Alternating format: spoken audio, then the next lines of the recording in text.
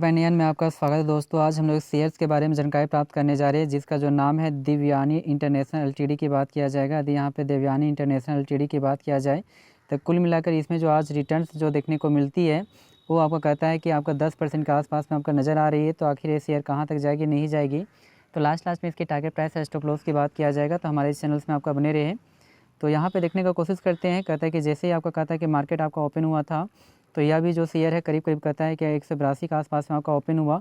उसके बाद नीचे का करेक्शन देखने को मिली, उसके बाद यहाँ से तेज़ी देखने को मिली, फिर करेक्शन, उसके बाद तेज़ी, फिर करेक्शन, उसके बाद तेज़ी देखने को मिल रही है। यदि यहाँ पे बात करते हैं इसके हाई की बात करते हैं तो हाई जो बनाया 198 के आसपास से बनाया है, और लो की बात करते हैं तो 179 के आसपास से बनाया है। मार्केट कैप भी ठीक ठाक नज़र आती है 23,000 करोड़ के आसपास में। और पी रेशियो की बात करते तो 734 के आसपास में नज़र आती है। यह कंपनी जो लाभांश देती है इसके बारे में डाटा यहाँ पे प्रस्तुत नहीं किया गया है। यदि यहाँ पे कहता है कि बाउनिक हाई बाउनिक लो की यदि बात करते हैं तो 222 के आसपास से बनाया है, और बाउनिक लो की बात करते हैं तो 142 के आसपास से बनाया है। तो कुल मिलाकर कहा जाए तो यहाँ पे कहता है कि 80 to 90% के आसपास में रिटर्न्स दिया था। तो 1 लाख का वैल्यू 1,80,000 के आसपास में जाने का कोशिश किया गया है। तो यहाँ पे कुछ डाटा के माध्यम से समझने का कोशिश करते हैं कि इसका चार्ट व्यू क्या बोलता है। तो यदि यहाँ पे 5 डेज के डाटा को चेक किया जाए तो 5 डेज में कुल मिलाकर 4% के आसपास में रिटर्न्स देखने को मिलती है, जो एक टाइम 190 के आसपास में था। यहाँ से करेक्शन के बाद 180 से नीचे चला गया शेयर, उसके बाद फिर पुनः यहाँ से रिकवरी देखने को मिली है। यदि यहाँ पे 1 मंथ की डाटा को चेक किया जाए तो 1 मंथ में आपको रिटर्न्स ठीक ठाक नज़र आती है, जो आपको 19% के आसपास में नज़र आती है। और लगातार इसमें तेज़ी भी बरकरार रही, जो आपको कहता है 190 का अगर सर हुआ, फिर करेक्शन हुआ, फिर तेज़ी, फिर करेक्शन, उसके बाद तेज़ी यहाँ पे देखने को मिल रही है।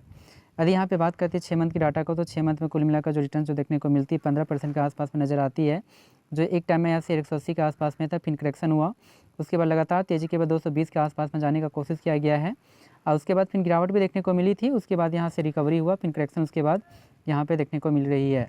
यदि यहाँ पे 1 जनवरी 2025 से बात करते हैं तो कुल मिलाकर जो रिटर्न जो देखने को मिलती है 7% के आसपास में ही नज़र आती है, जो एक टाइम में 180 182 के आसपास में था। तेज़ी के बाद 100 यानी कि 200 के आसपास में जाने का कोशिश किया गया, उसके बाद करेक्शन देखने को मिली, पुनः उसके बाद यहाँ पे रिकवरी भी देखने को मिली है। यदि 1 साल 365 डेज का यदि पूरा डाटा को चेक किया जाए 1 साल में, तो यहाँ पे कुल मिलाकर जो रिटर्न जो देखने को मिलती है वो 5% के आसपास ही नज़र आती है। तो उतना अच्छा तो रिटर्न्स नहीं है, जो एक टाइम में 180 90 के आसपास में था। करेक्शन के बाद 150 के अगर सर हुआ, फिर 220 के अगर सर हुआ, उसके बाद यहाँ से करेक्शन आपका जारी रहा। और यदि यहीं पे 5 साल के डाटा को पूरी तरह से चेक किया जाए तो 5 सालों में जो आपका रिटर्न जो देखने को मिलती है वो आपका 65% के आसपास में नज़र आती है, क्योंकि हाल फिलहाल में ही आपका IPO लॉन्च हुआ है। कुल मिलाकर 5 साल का डाटा तो यहाँ पे दिया नहीं है।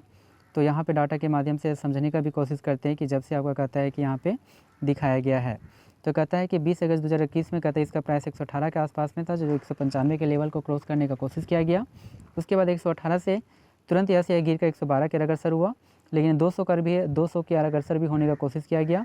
आप सोच सकते हैं 20 अगस्त 2021 में 118 के आसपास थे, 194 के आसपास भी है, तो उतना अच्छा तो रिटर्न्स आपका दिया नहीं है। यहाँ पे 188 के आसपास में यहाँ पे आने का कोशिश किया गया था 10 दिसंबर 2021 में।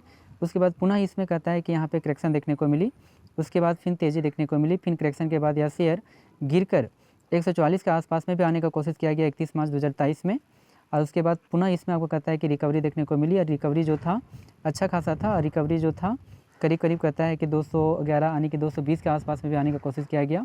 पुनः करेक्शन देखने को मिली, फिर पुनः इसमें तेज़ी देखने को मिली, 209 के अग्रसर हुआ, फिर करेक्शन देखने को मिली।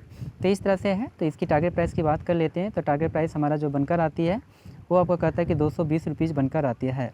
तो हमारा जो टारगेट प्राइस है वो 220 रुपया बनकर आता है।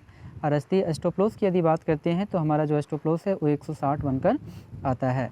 जय दोस्तों, थैंक यू वेरी मच। आपका जो भी फिनेंशियल एडवाइजर है उसके द्वारा एक बार सलाह ले लें, और सलाह लेने के बाद इसे पोर्टफोलियो में ऐड करने का कोशिश करें। Thank you very much.